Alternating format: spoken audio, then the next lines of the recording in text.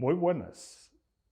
Seguimos en el Museo de la Farmacia Hispana y seguimos con la serie de conferencias que es sobre la humanización de la sanidad en la Edad Media.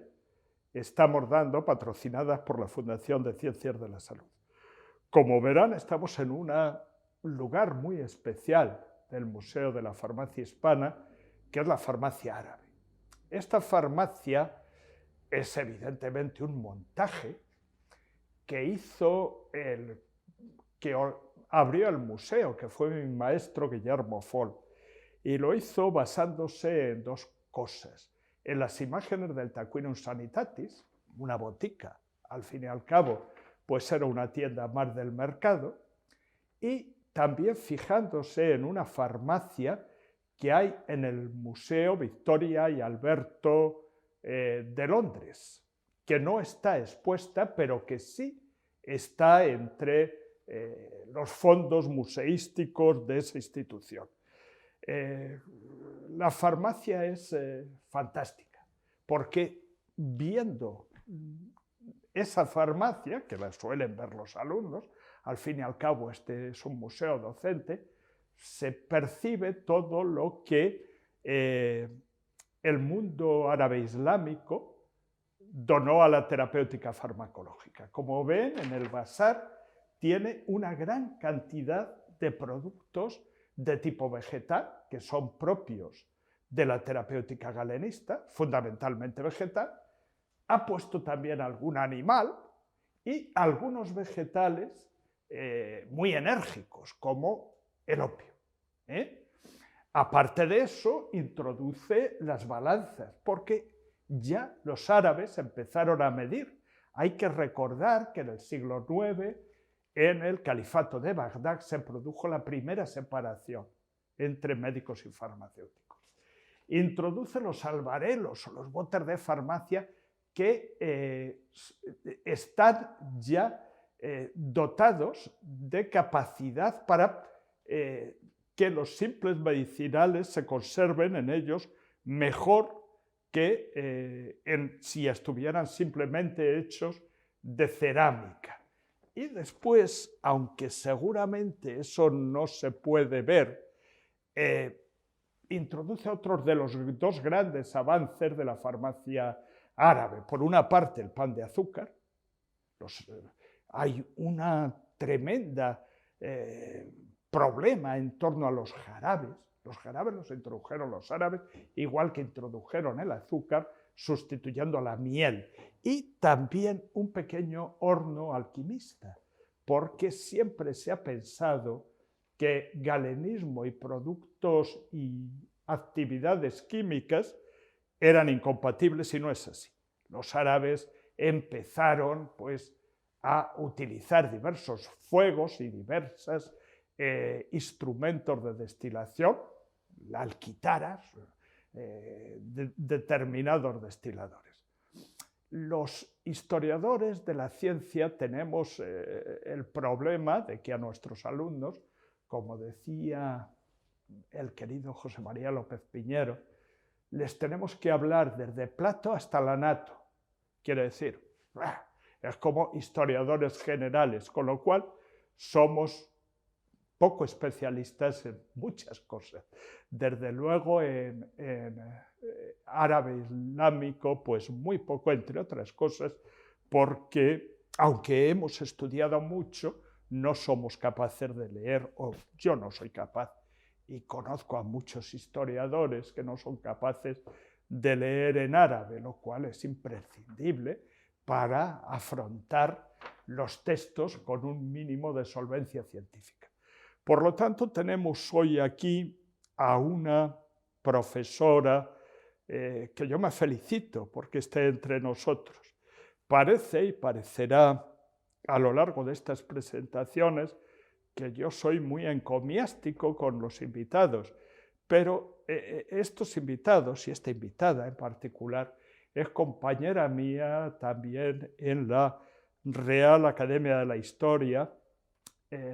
De todos mis compañeros tengo la mayor consideración, y de ella en particular de manera muy especial, porque es una científica de una solvencia, desde mi punto de vista, inmejorable. Es doctora en Filología Semítica por la Universidad Complutense, premio extraordinario. Su tesis, el manual de Yves Marzouk, que seguramente habré pronunciado mal, fue publicada en español y los hechos, como hechos memorables de Abu Hassan, sultán de los Benimerines, y en árabe en Argel, en la Biblioteca Nacional. Fue profesora en la Universidad Autónoma de Madrid, en la Universidad de Zaragoza y en la Complutense, profesora y catedrático. Y aquí fue catedrática en esta universidad, que es la suya.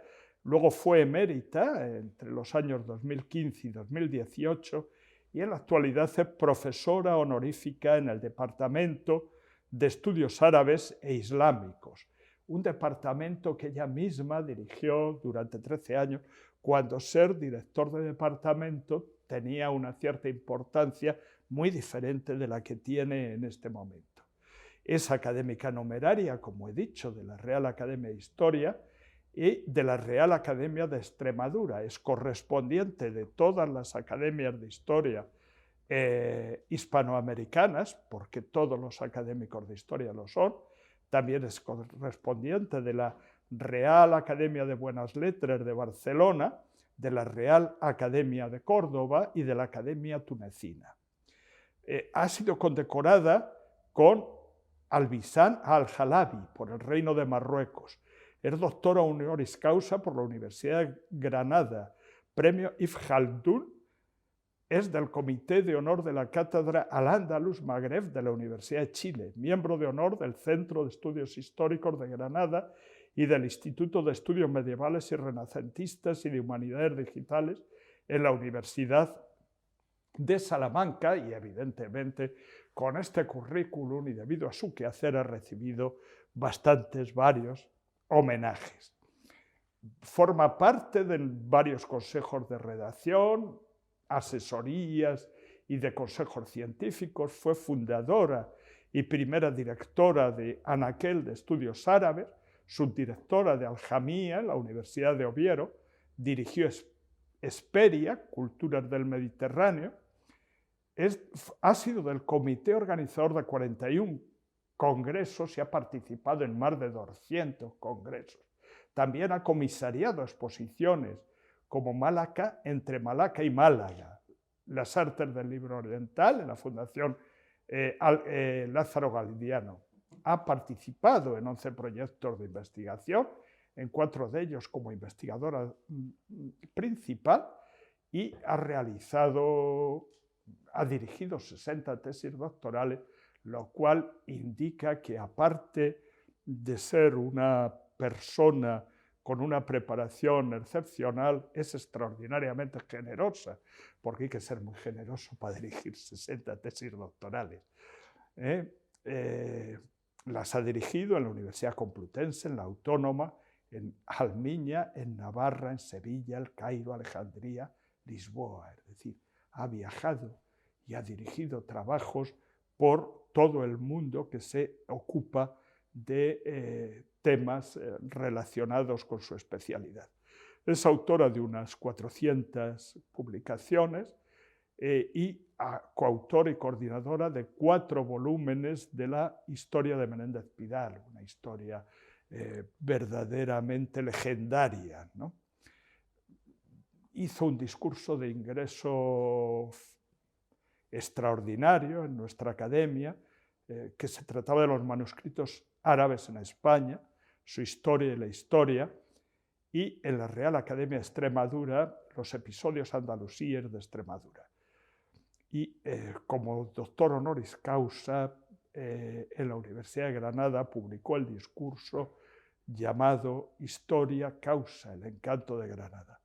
Para mí personalmente y para la Fundación de Ciencias de la Salud, pues es un lujo, un privilegio tener hoy con nosotros a la doctora Viguera Molins. Cuando quiera, doctora. Tengo que empezar agradeciendo esta amabilísima y cariñosa presentación de un querido compañero académico.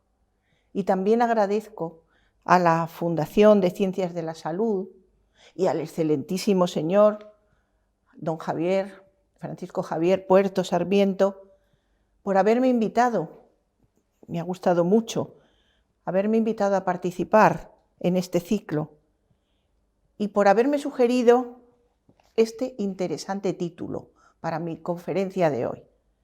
El título es Aportaciones árabes al humanismo sanitario. Me sonó difícil, pero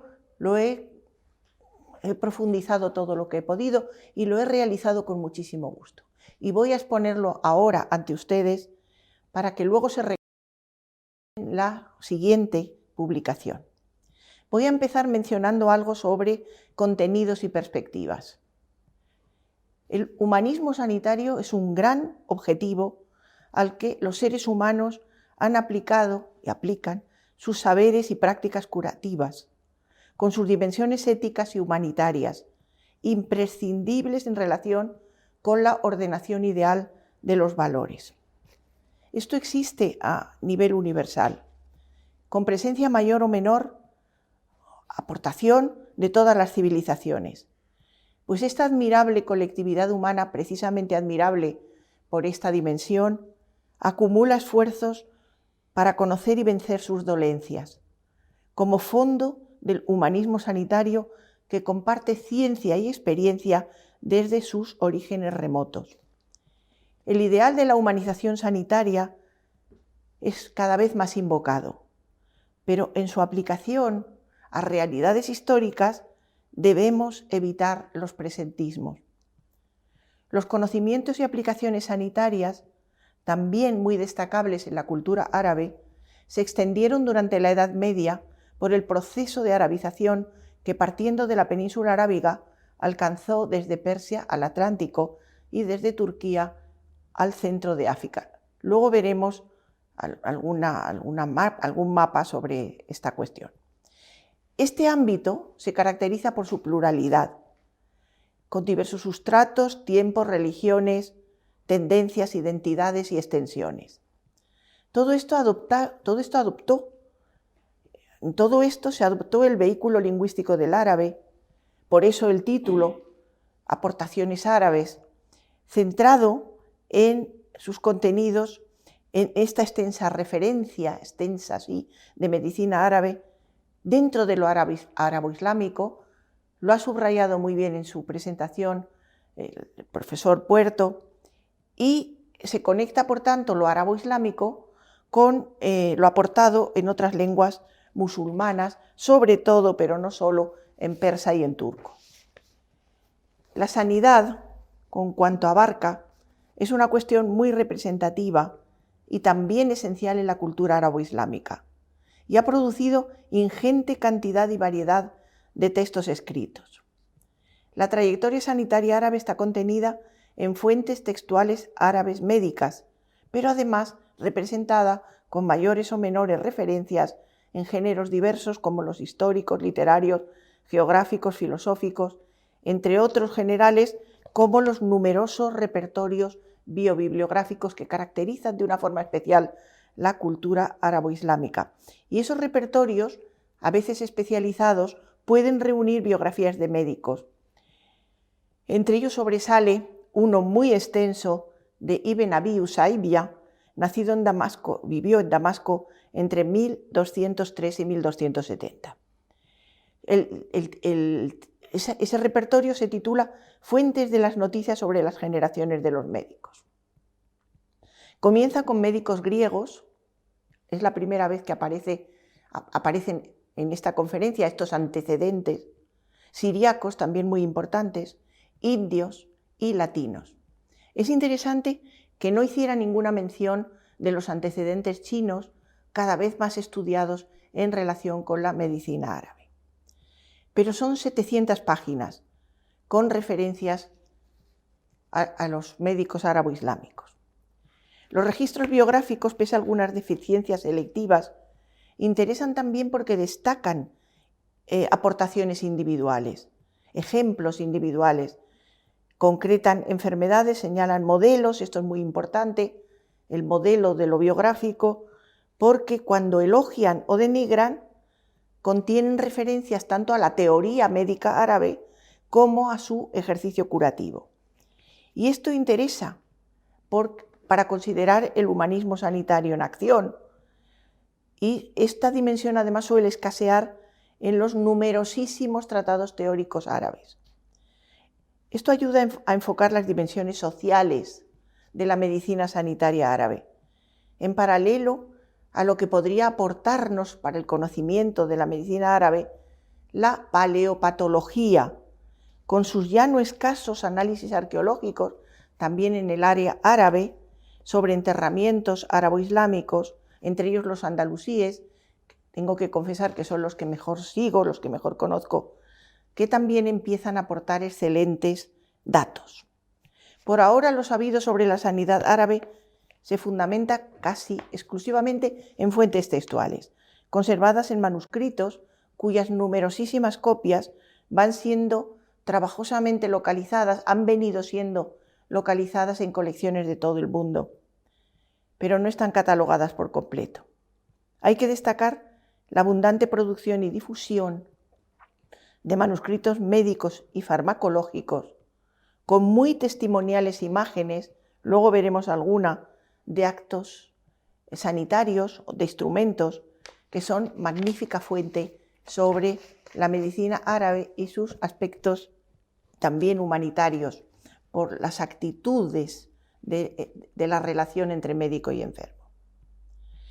Entre los miles de códices quedan muchos por editar, muchos más por traducir, analizar e incorporar. No todo el mundo sabe árabe, lo decía también el profesor Puerto, no todo el mundo sabe árabe, pero efectivamente pues es un dato, la capacidad de que un investigador pueda acceder a los textos originales. Sobre los manuscritos han trabajado especialistas árabes y no árabes, y estos últimos han aportado su especial carácter identitario por la identificación que los árabes de todas las épocas hacen con la historia de la medicina, que es uno de sus galardones.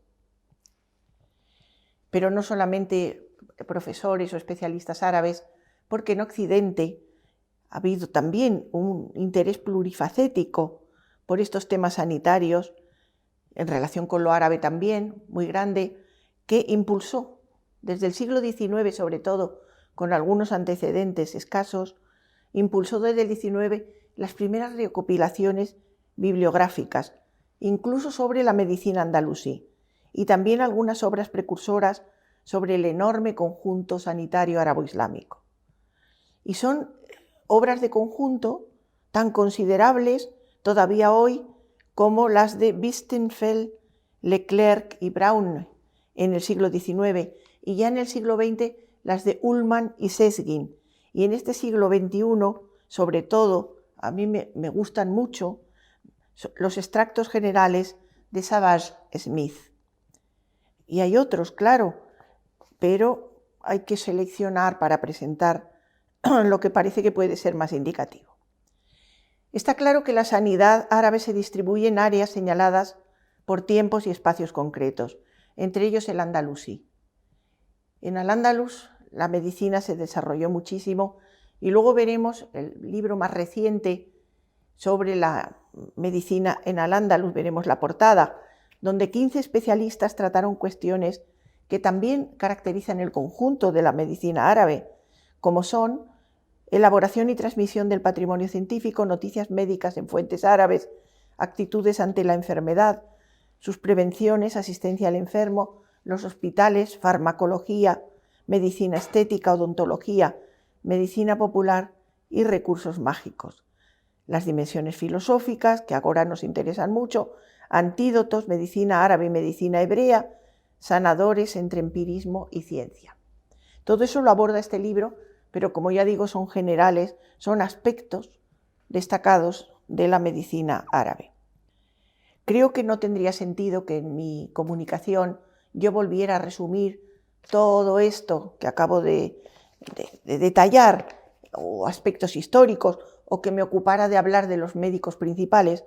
Todo esto es bastante conocido, pero como historiadora arabista voy a centrarme en plantear las concepciones árabes del humanismo sanitario, esos aspectos histórico-sociales que a todo historiador interesan.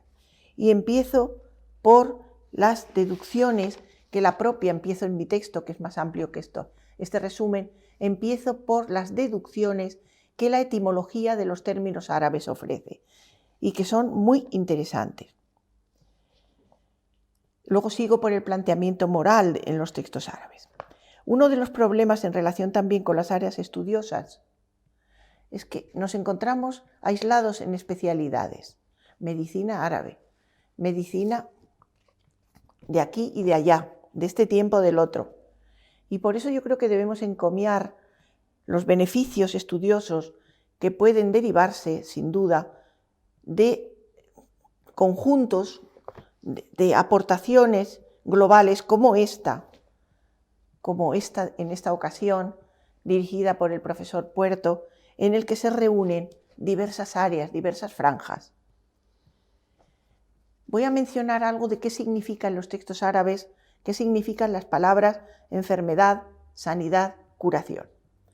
La cultura sanitaria se expresa en árabe con una terminología muy significativa, yo pienso que en casi todas las lenguas también, y en árabe está señalada, como en otras colectividades, por el fundamento religioso que encauzó las dimensiones humanitarias y éticas hasta la llegada del Islam y los primeros desarrollos escritos del árabe clásico, desde el siglo VII en adelante. Para lograr aportaciones culturales considerables, sanitarias entre ellas, entre los siglos IX y XIII.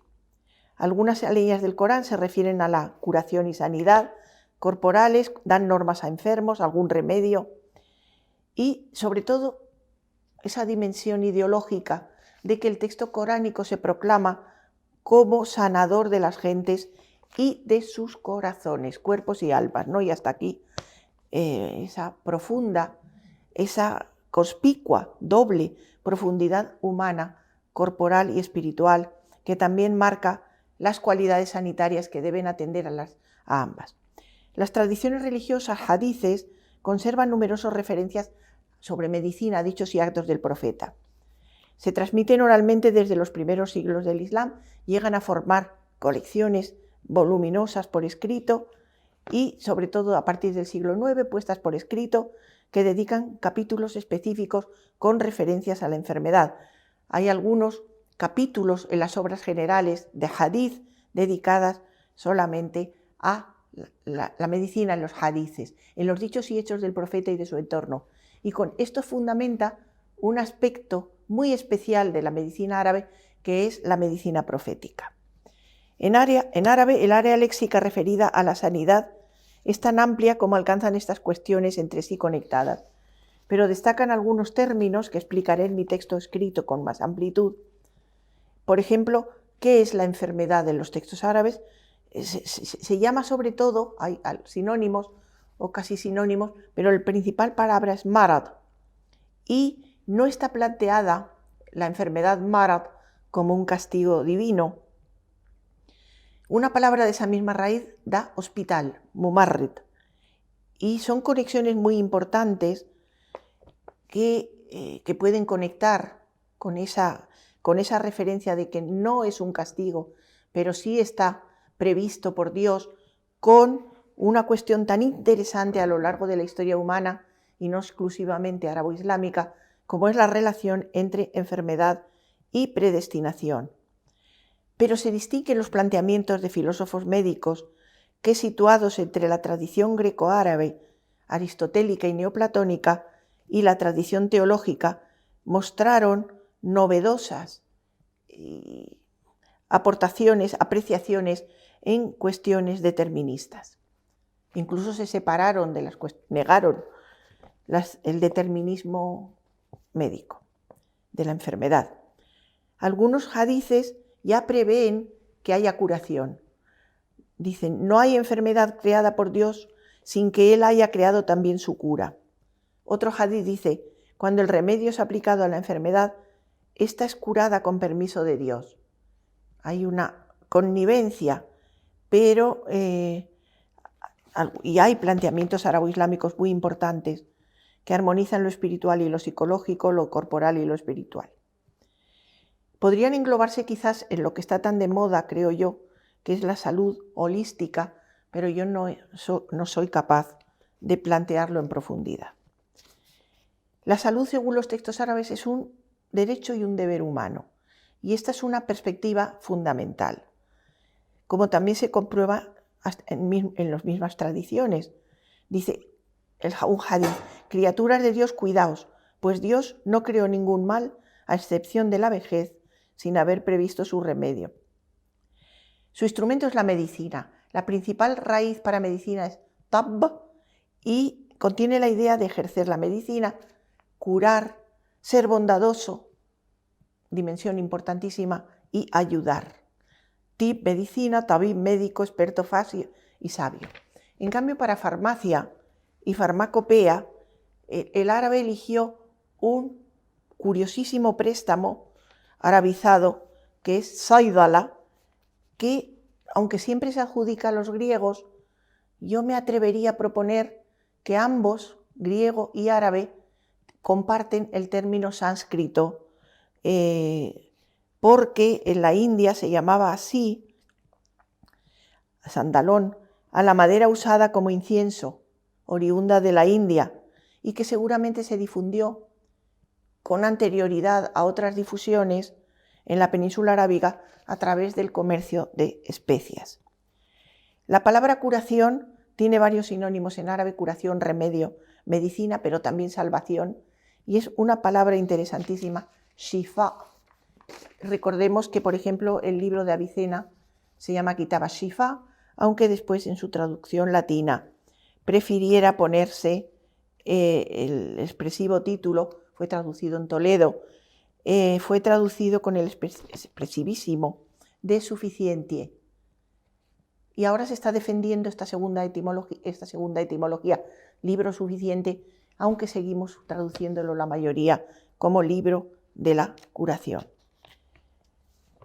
Es una obra impresionante este Kitab Shifa, de la misma manera que Avicena es una de las mejores sobre figuras. Vamos a ver medicina y pensamiento, profesionales, filósofos. La concepción científica global que emergió en los ámbitos árabo-islámicos, sobre todo desde el siglo IX y hay algo en el VIII, se distinguió durante la Edad Media por características notables también con la sanidad. Estos fueron el cultivo y desarrollo de la medicina humanista racional, por confluencia de saberes y sobre todo, desde luego, de modelos griegos, y además por el protagonismo que desempeñaron unos médicos ilustrados con su planteamiento de la causalidad natural, y donde se ubicaron médicos filósofos o filósofos médicos, voy a citar unos cuantos, como las figuras universales, yo creo que sí, de Alfarabi, Avicena, Benpaz y Averroes. Ciencia y religión se confrontaban algunos conceptos y prácticas, y de modo significativo interfería la enorme cuestión teológica del determinismo. Lo he mencionado antes, pero es importante ver cómo reacciona, entre otros, la admirable lógica de Averroes, Córdoba 1126, Marrakech 1198. Averroes rebatió con claridad el determinismo, y otros muchos lo hicieron. Lo definió así: la creencia unánime de los musulmanes acerca de que no existe otro creador que Dios glorioso no puede significar la negación absoluta de la causa eficiente en el mundo visible.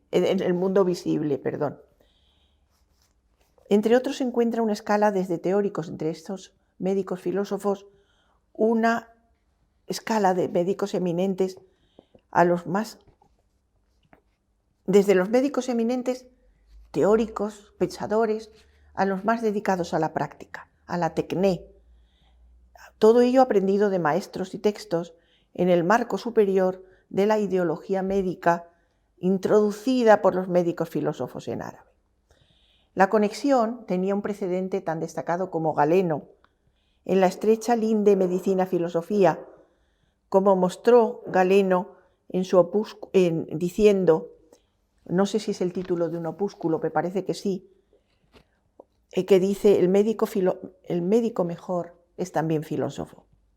Y este aserto fue traducido al árabe y se encuentra a veces en textos médicos árabes.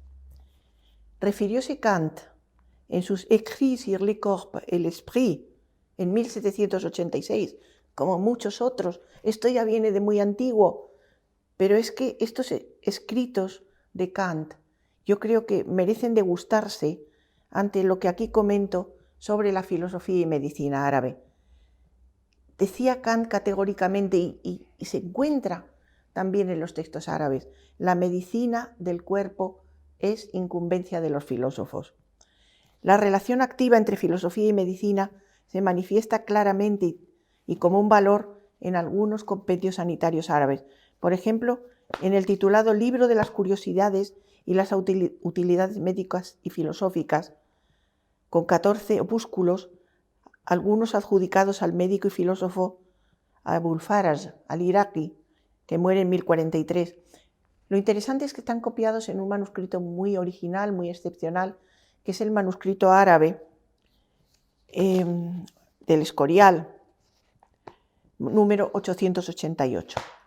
Algunas partes, cómo no, remiten a pensadores griegos, Platón, Aristóteles, Pitágoras, Galeno. ¿Por qué no está Hipócrates?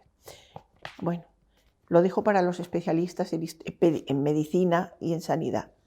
Pero hay un texto quinto sobre la diferencia entre el espíritu y el alma, importantísimo en relación con estas disquisiciones filosófico-médicas,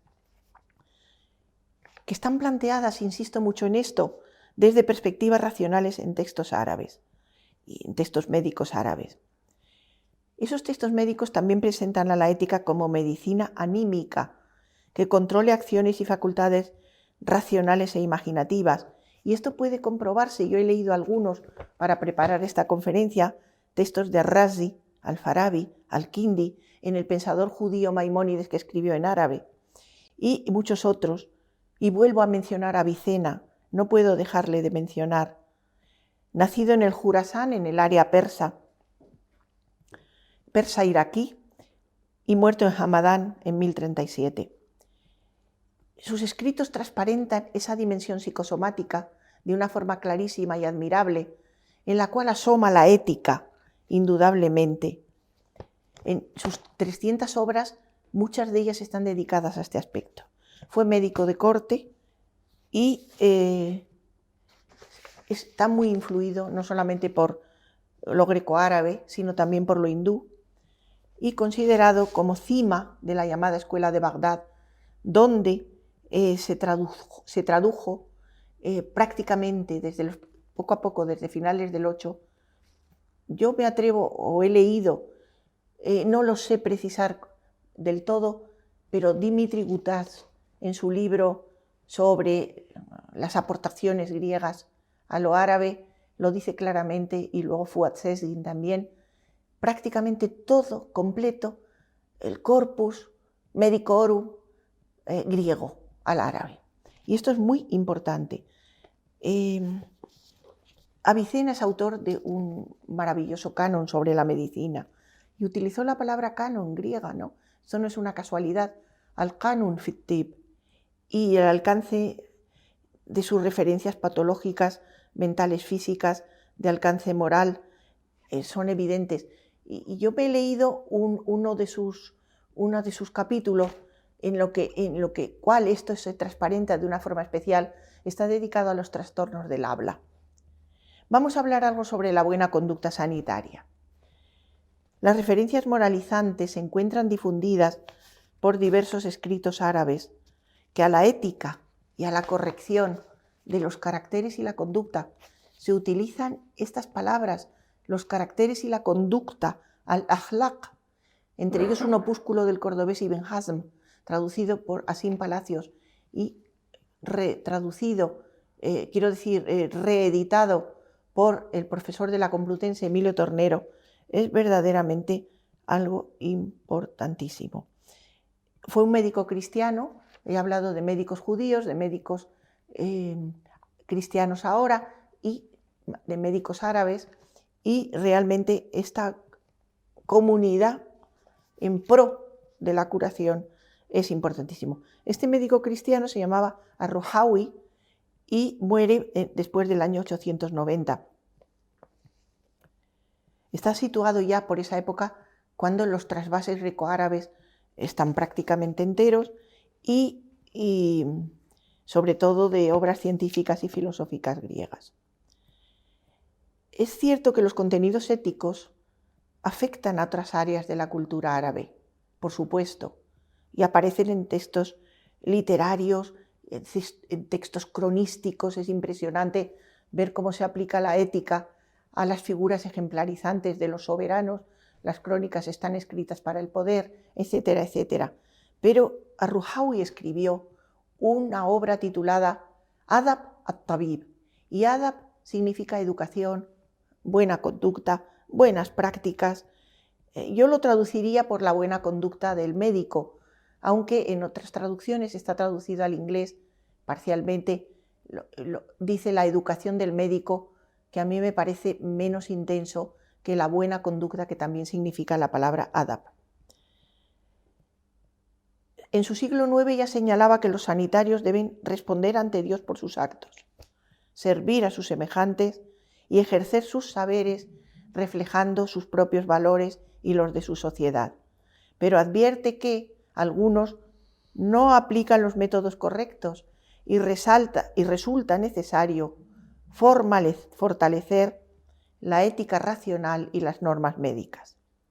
Y lo va recorriendo en su libro Adab at-Tabib, la buena conducta del médico, en 20 capítulos que he preparado para que lo veamos después en la proyección que vamos a hacer, para que yo vaya resumiendo y todos vayamos leyéndolo, además de escuchándolo, porque me parece que merece la pena que empleemos esos dos sentidos en captar lo que es un texto de finales del siglo IX ya muy representativo, y todo esto se repite hasta durante toda la Edad Media, cómo se plantea el humanismo sanitario árabe y cuáles son sus normas. Y voy a terminar con unos comentarios finales diciendo que la medicina árabe, reflejada en enorme cantidad de textos árabes, se extendió a través de los espacios reunidos por la expansión del Islam. Desde el siglo VII y ya en el VIII alcanzaban desde Persia al Atlántico, englobando muy diversos antecedentes y civilizaciones. En un proceso de islamización, por eso podemos hablar de medicina árabe, porque la lengua elegida en ese proyecto de arabización es la lengua árabe. Ya he dicho que no iba a hablar de medicina islámica, porque eso nos llevaría a un planteamiento enorme, incluyendo en primer lugar árabe, lo persa, lo turco, que son también importantísimas, y en otras lenguas islámicas.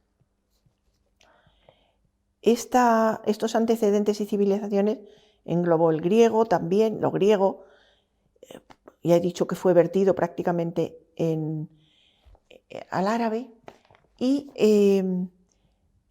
realmente esto englobó un gran conjunto en pro de la salud y con ese propósito prioritario de una fraternidad espiritual que derribó las barreras de la religión, el idioma y los países. Esa es una de las aportaciones, ¿no? Esto no pararse, no detenerse en barreras de ningún tipo, pues a mí me parece ya un síntoma de humanismo sanitario. La frase que he leído es de un enorme especialista judío, arabista, que fue Shlomo Dov Goitein, 1900-1985. Esa comunidad de expertos en sanidad, de interesados por la sanidad, esa comunidad no ocurrió sin conflictos, ya lo sabemos. pero lo que tuvo son sobresalientes alcances, logros y características. La sanidad árabe, repito, aglutinó tradiciones, incorporó avances, transmitió y cumplió el papel fundamental de conectar. Ahora ya no nos vamos a espacios, sino de conectar tiempos. Conectó desde la antigüedad al Renacimiento. Estuvo enmarcada por la religión islámica. Dentro de la sanidad árabe se desarrollaron aportaciones de cristianos, judíos y musulmanes. Lo estoy diciendo ya en estos comentarios finales en los que repito un poco lo que ya he dicho. La religión fue a la vez respaldo y freno moral. Digo freno moral, pero al mismo tiempo proporcionó esa referencia. Sin embargo, determinados impedimentos a plantear y a cumplir actuaciones naturalistas fueron controvertidos por prácticas y actuaciones deterministas fueron controvertidos por prácticas y concepciones racionalistas. La originalidad de la ciencia sanitaria árabe reside en general en estas peculiaridades que han comprobado los especialistas y sobre los cuales los historiadores podemos observar un capítulo importantísimo de la historia de la humanidad. Ahora, si les parece, nos vamos a dedicar a ver las proyecciones. En primer lugar, empiezo con el área geográfica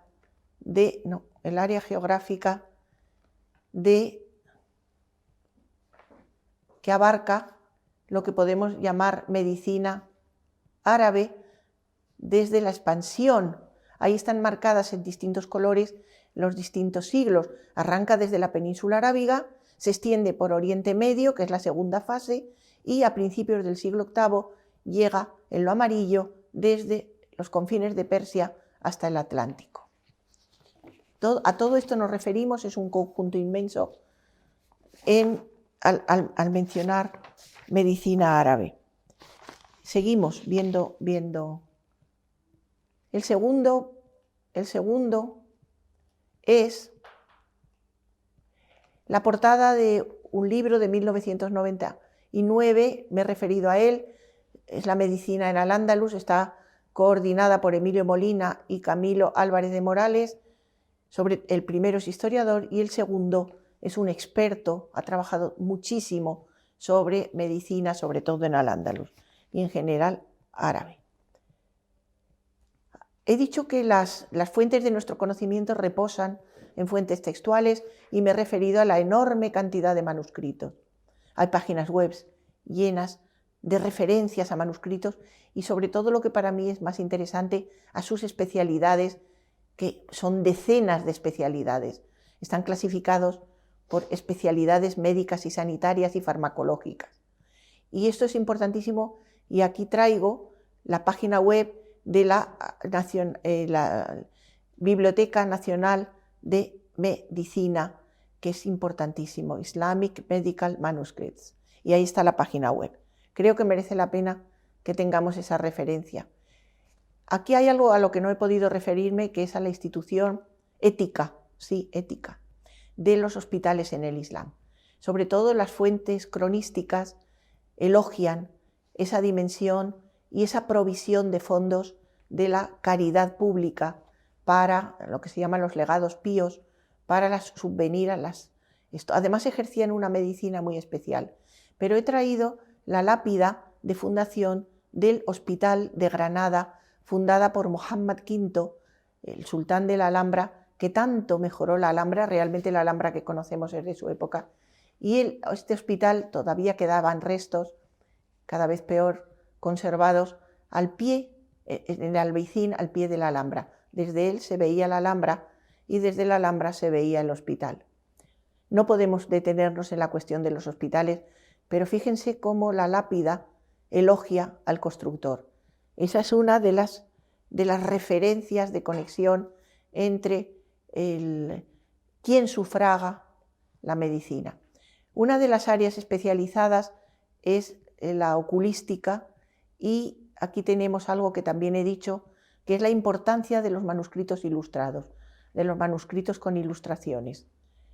Y aquí está la identificación que ustedes pueden leer. Esta es otro de las... Fíjense que aquí se recurre a una figura humana y cuando la orientación ideal de los valores es no representar la figura humana, es un ejemplo palpable de cómo en la medicina se impone lo racional y en otras áreas también de la cultura árabe, y se representan figuras humanas como en esta, en el que se quiere representar la circulación de la sangre con algunas aportaciones de Ibn an-Nafis. Ahí está cómo se aplica también figuras humanas que son importantísimas.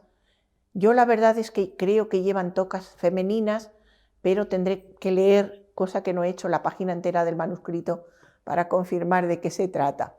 Pero bueno, ahí están incluso descubiertas las partes íntimas del enfermo en pro de que los médicos aprendan a manejar a esas tenacitas. A la derecha pongo un libro importantísimo porque las cuestiones relacionadas con la medicina de los niños es también fundamental.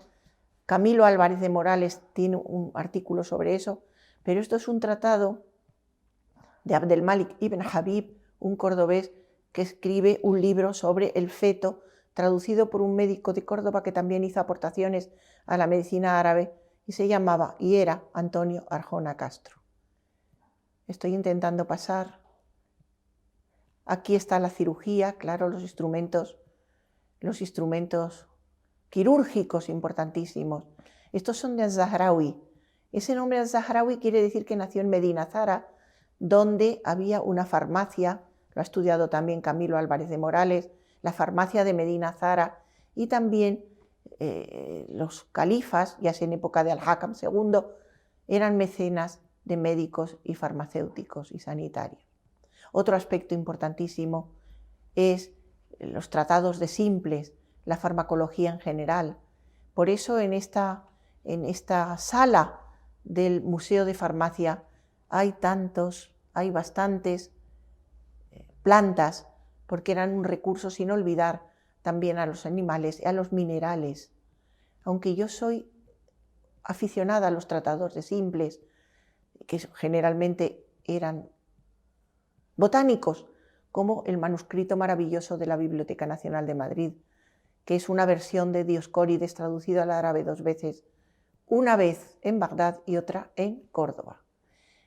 Aquí tenía que representar sin duda la segunda transmisión, la gran transmisión de la medicina árabe medieval, la primera de recepción y la segunda de difusión de las obras médicas árabes que pasan al latín y se utilizan en escuelas médicas del occidente. El Kolliyat, traducido así, refleja el título árabe de las kulliyat, las generalidades, las totalidades. Esa palabra totalidad, kulliyat. Bueno, suficiente para la obra de Avicena. Estamos llegando al final y ahí está reflejado muy poquito, pero estas son las normas éticas de Ar-Ruhawi. Y las normas éticas de Ar-Ruhawi hablan en primer lugar sobre la lealtad del médico a sí mismo, a los enfermos, al ejercicio médico. En segundo lugar, cómo el médico se tiene que cuidar, o el sanitario. En tercer lugar, lo que el médico debe evitar y procurar. Las instrucciones, en cuarto lugar, lo que el médico debe dar al paciente. Es que esto además hay que leerlo, ¿no? Porque es el contenido lo que importa, no solo el título. Pero bueno, ahí está, yo os citaré dónde se encuentra y esta es una traducción mía, porque no existe traducción en español. ¿Cómo debe comportarse, en quinto lugar, el médico, el sanitario con quienes acuden a consultarle? El sexto, cuidado por el médico de remedios simples y compuestos y de cómo deben evitar su deterioro. Lo de la caducidad estaba inventado. Séptimo, lo que el médico debe preguntar al paciente. Claro. Octavo, lo que el paciente debe ocultar al médico. No sé por qué está previsto esto. Lo terminaré de leer. Lo que el paciente debe advertir de antemano a su familia y servidores. 11. Cómo debe actuar el paciente con sus visitantes. 12. Dignidad. Este capítulo sí que me lo he leído entero y es maravilloso. Dignidad de la profesión médica. 13. Sobre cómo todas las personas deben respetar al médico por sus habilidades. 14. Anécdotas. La literatura árabe no puede funcionar sin anécdotas de adab, de educación, que ponen de manifiesto lo ejemplar. Estas están sobre todo destinadas a contar cómo los médicos se equivocan o aciertan en sus pronósticos. Pero bueno, en 15, sobre el arte médico, que no merecen ejercer todos los que lo pretenden, sino quienes son apropiados por naturaleza y moral. 16. El examen a los médicos. Está especificado en la cultura árabe. 17. Cómo los reyes, las referencias a los reyes, las autoridades pueden eliminar la corrupción de los médicos. 18. Precauciones contra las astucias de los farsantes que usan el título de médicos. Las diferencias entre su palabrería y el arte de la medicina. 19. Malos hábitos a los que muchos se acostumbran pese a dañar a pacientes y a médicos. 20 y último, cuidados del médico a sí mismo cuando tiene salud para prepararse a la enfermedad y cuando es joven para la vejez. Y esto es lo que me ha parecido más representativo, sobre todo es la época, sobre todo es el área, siglo IX, escuela de Bagdad, que imprime carácter a la mayoría de los médicos, porque por un lado va la orientación ideal de los valores y por otro las realias de la vida cotidiana, pero eso ocurre en medicina, en todas las medicinas y en todas las cuestiones y en todos los mandamientos. Pero está muy bien que haya advertencias éticas para regirse y que se repitan. Y esto es todo. Vuelvo a agradecer a todos ustedes su atención. Solo nos queda, o solo me queda a mí, agradecer a doña María Jesús Viguera Molins, a mi querida compañera, pues esta potentísima conferencia, esta agradabilísima conferencia, y es el ejemplo de lo que me gustaría que hiciéramos todos a lo largo de este, que no es tanto la enumeración de cosas que ya sabemos, como de cosas absolutamente nuevas, absolutamente sugerentes, y que además doña María Jesús lo hace siempre con la humildad de considerarnos a su altura, cuando realmente está lanzando una serie de hipótesis y una serie de análisis absolutamente sugerentes y novedosos. Muchísimas gracias, A vosotros, querida compañera. A vosotros. Y la próxima conferencia versará sobre la importancia de los médicos y de la sanidad judía durante la Edad Media. Muchas gracias y espero que continúen con nosotros.